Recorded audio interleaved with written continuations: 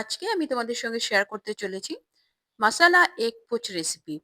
হাতে যদি মাত্র 10 মিনিট সময় থাকে তাহলেই কিন্তু এই রেসিপিটি তোমরা বানিয়ে ফেলতে পারবে। ভীষণই সহজ বানানো এই রেসিপিটি। মাত্র কয়েকটি ঘরোয়া উপকরণ দিয়েই কিন্তু তোমরা এই রেসিপিটি বানিয়ে ফেলতে পারবে এবং এটি ভীষণই সুস্বাদু। তোমরা কিন্তু ভাত, রুটি, পরোটা, লুচির সঙ্গে ট্রাই করতে পারো। হ্যালো এভরিওয়ান, আশা করছি তোমরা সবাই খুব ভালো আছো, সুস্থ আছো, নিজেদের খেয়াল রাখছো। বাই দ্য ওয়ে, আমি দীপালি।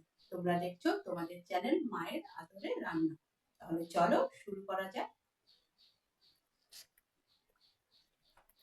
তো দেখো, এর জন্য ফ্রাই প্যানে আমি দিয়ে দিয়েছি 2 চামচ মতো সর্ষের তেল।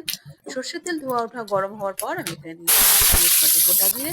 সেটি তারপরে আমি দিয়েছি কয়েকটি শুকনো গরম মশলা, 2টি ছোট এলাচ, 2টো ছোট টুকরো দারচিনি এবং 4-5টি লবঙ্গ দিয়ে আমি একটু নাড়াচাড়া করে এর মধ্যে দিয়ে দিয়েছি 2টো বড় সাইজের পেঁয়াজ কুচি। পেঁয়াজ কুচিটা আমরা কিন্তু ট্রান্সলুসেন্ট বা হালকা গোলাপি রং হওয়া পর্যন্ত কিন্তু আমরা ভেজে নেব। পেঁয়াজটা ভাজা হতে থাকুক, আমরা একটা মশলার পেস্ট বানিয়ে নিচ্ছি। আমি এখানে দিয়ে দিয়েছি 2টো মাঝারি সাইজের টমেটো কুচি, 7-8টা রসুন, 1 ইঞ্চি আদার টুকরো, 2টো কাঁচা লঙ্কা এবং কিছুটা দিয়েছি ধনেপাতার ডাঁটি। সমস্ত উপকরণ দিয়ে আমি কিন্তু ফাইন পেস্ট একটা বানিয়ে নেব এবং দিয়েছিলাম 1 চামচ মতো এখানে কাশ্মীরি লঙ্কার গুঁড়ো। এতে কিন্তু কালারটা ভীষণই ভালো আসে। তোমরা দেখতেই পাচ্ছ কতটা টেম্পটিং কালার এসছে। আমাদের কিন্তু মশলার পেস্টটা হয়ে গেছে। এরপর আমি দেখছি পেঁয়াজটাও কিন্তু আমাদের প্রপার ফ্রাই হয়ে গেছে, দেখতেই পাচ্ছ। এর থেকে বেশি কিন্তু আমরা আর ফ্রাই করবো না। এর মধ্যে আমি দিয়ে দিচ্ছি আদা, রসুন, কাঁচা লঙ্কার পেস্ট দিয়ে এটাকে আমাদের পেঁয়াজের সঙ্গে ভালো করে কিন্তু কষিয়ে নিতে হবে।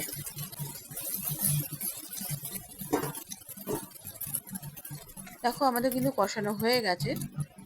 এরপর আমি এর মধ্যে দিয়ে দিলাম 1/2 চামচ হলুদ গুঁড়ো, 1 চামচ ধনে গুঁড়ো, 1 চামচ জিরে গুঁড়ো এবং দিয়েছি 1 চামচ আমি এখানে ছোলে মশলা এবং দিয়েছি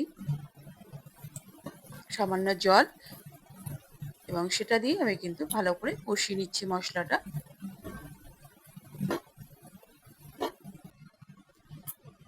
এবং ঢাকা দিয়ে আমি কিন্তু 2-3 মিনিট লো ফ্লেমে কিন্তু মশলাটাকে কষিয়ে নেব। দেখতেই পাচ্ছ আমাদের কিন্তু মশলাটা কষানো হয়ে গেছে। জলটা পুরোটাই রিডিউস হয়ে গেছে। জলটা না দিলে কিন্তু মশলাটা জ্বলে যাওয়ার সম্ভাবনা থাকে, তো সেই জন্যই জলটা দেওয়া। এরপর আমি এখানে অ্যাড করে দিচ্ছি 1/2 কাপ মতো টক দই। টক দইটা আমি ভালো করে ফেটিয়ে নিয়েছি। টক দই দেওয়ার সময় কিন্তু গ্যাসের ফ্লেম একদমই লো রাখতে হবে, নাহলে কিন্তু টক দই কেটে যাওয়ার সম্ভাবনা থাকে।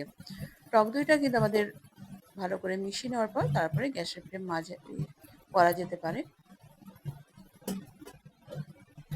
তো দেখো, টক দইটা কিন্তু আমি ভালো করে মিশিয়ে দিয়েছি। এরপর আমি এর মধ্যে দিয়ে দেবো স্বাদ মতো নুন এবং 1/2 চামচ মতো চিনি। চিনিটা টোটালি অপশনাল, তোমরা চাইলে দিতে পারো, আপত্তি থাকলেও স্কিপ করতে পারো। তো নুন এবং চিনি দিয়ে ভালো করে মিশিয়ে দেওয়ার পর আমরা যে বাটিতে টক দই দিয়েছিলাম, তো সেই বাটিতে একটু সামান্য জল দিয়ে আমি কিন্তু দিয়ে দিলাম এবং ভালো করে নেড়ে আমি কিন্তু ঢাকা দিয়ে আরো 2-3 মিনিট কষিয়ে নেব।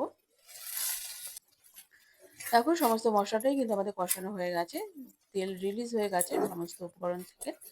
দেখতেই পাচ্ছ, আমি কিন্তু এবার ভালো করে মিশিয়ে দিচ্ছি। ভালো করে একটু নেড়ে দিলাম। এরপর আমি এখানে দিয়ে দিচ্ছি 1/2 বাটি মতো গরম জল এবং ভালো করে মিশিয়ে দিচ্ছি। এটা কিন্তু গ্রেভি হবে না। এর মধ্যে দিয়ে দিলাম কিছুটা ধনেপাতা কুচি। এটা কিন্তু শুকনো শুকনোই থাকে, যেহেতু আমি এরপরে ডিম দেবো, তো সেই ডিমটা যাতে সুসিদ্ধ হয় সেই জন্যই কিন্তু আমাদের এই জলটা দেওয়া। এরপর আমি কিন্তু ডিমটা ভেঙে ভেঙে এইভাবেই কিন্তু আমি দিয়ে দেব, যেন ডিমের কুসুমটা গোটা গোটা থাকে।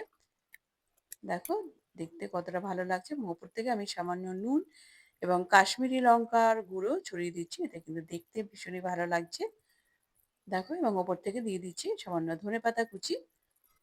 এরপর ঢেকে আমি 5 মিনিট রেখে দেবো যেন ডিমটা প্রপার কুক হয়ে যায়। 5 মিনিট পরে আমি ঢাকনাটা খুলে দেখাচ্ছি। দেখো কতটা টেম্পটিং লাগছে এবং কতটা লোভনীয়। আমাদের কিন্তু রেডি হয়ে গেছে মশলা এগ পোচ। দেখো, আমি কিন্তু আলগা করে দিচ্ছি এবং ডিভাইড করে দিচ্ছি একটাকে আরেকটার থেকে, লেগে গেছে।